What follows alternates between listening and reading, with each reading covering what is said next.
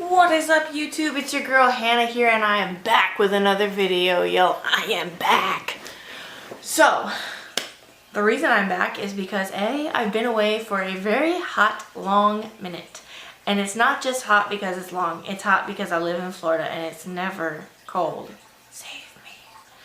But, I am back, like I said. And there is a reason for me being away. I was away because I was doing shows.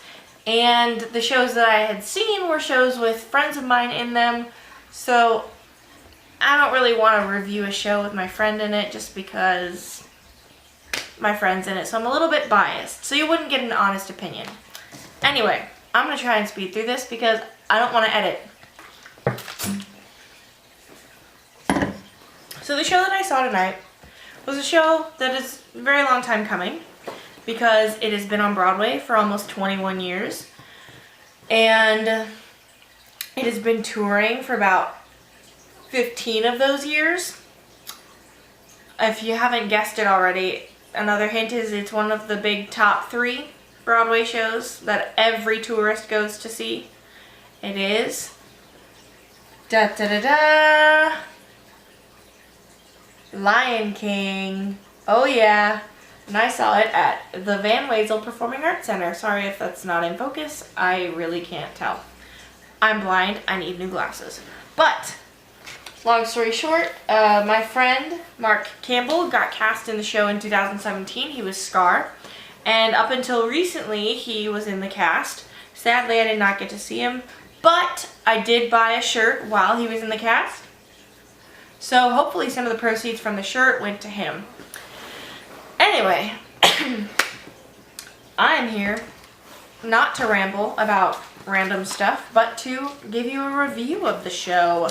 I've never seen the show before. I've listened to the cast album for, oh gosh, I was probably like 16 maybe when I got the cast album. I don't know. Victorious was still on TV and it was popular, so yeah.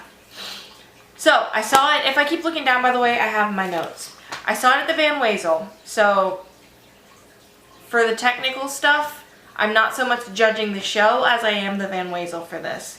The lighting was a 95% because there was one time where the spotlight, they were all supposed to go out at the same time, and one of them was on for like 3 or 4 seconds more.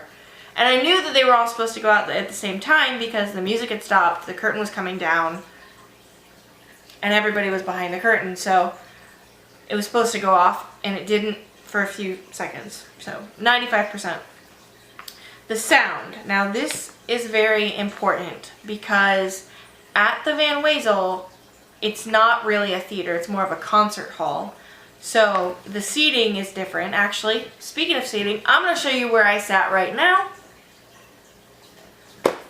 So, seating, like you said, like you saw, I mean, the seats kind of go like this. They're kind of like a semicircle, and then the stage is right here. So it's more of a concert venue than a theater. So because of that, the sound was level with everything, which sounds like that would be a good thing, right? I mean, if you want everything to be equal. Not with musicals. With musicals, there are some things that you want to be louder than, say, the music, like the vocals.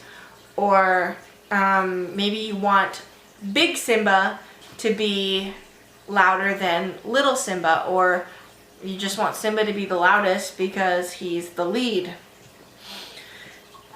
Sorry if I'm coughing, by the way. It's pollen season. So, sound 95%.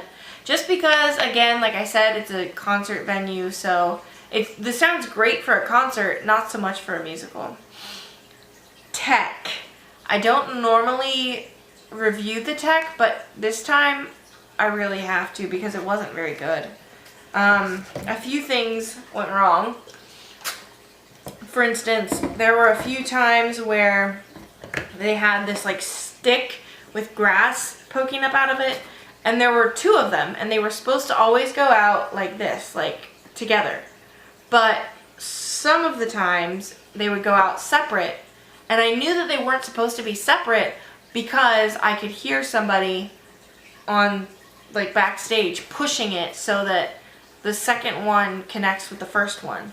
There are many ways to actually negate that and, like, take that out. Mostly getting a magnet or putting them on and being vigilant with watching when they go on, how they go on, and where they go on.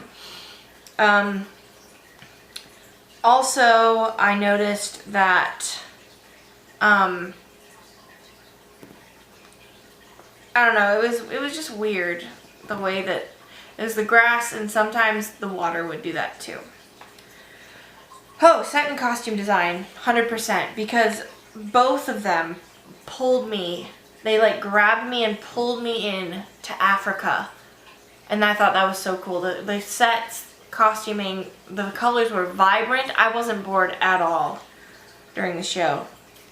Now for the moment we've all been waiting for. The performers, the ones who bring the show to life. They give it breath, they give it words, they give it 2 different languages. Ensemble, 100%. And this is a first, but I don't have any standouts in the ensemble at all because they gelled so well together that most of the time I couldn't depict who was singing what. Obviously I knew the guys were singing the guys' parts, the girls were singing the girls' parts, but I couldn't, when they were singing together, I couldn't figure out who's singing what because they just were all, they gelled so well. The kids, I'm going to give them, ensemble 100% like I said.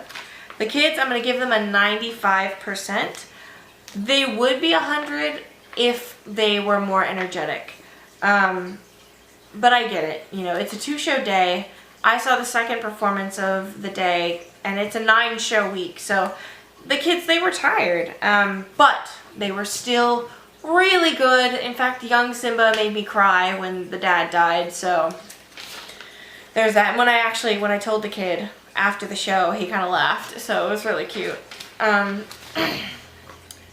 Principals, 100%. Again, oddly, there are no standouts. Obviously, you know, Simba, Nala, the stereotypical standouts for the show because they're the leads. But for me, there were no standouts because like the ensemble, they all gelled together, and that was the coolest thing because you could really tell that they were not trying to be like, hey, I'm here and love me, blah, blah, blah. They were like, here's a story I want to give to you. I want to show you guys this story because you paid for it and because it's a beautiful story.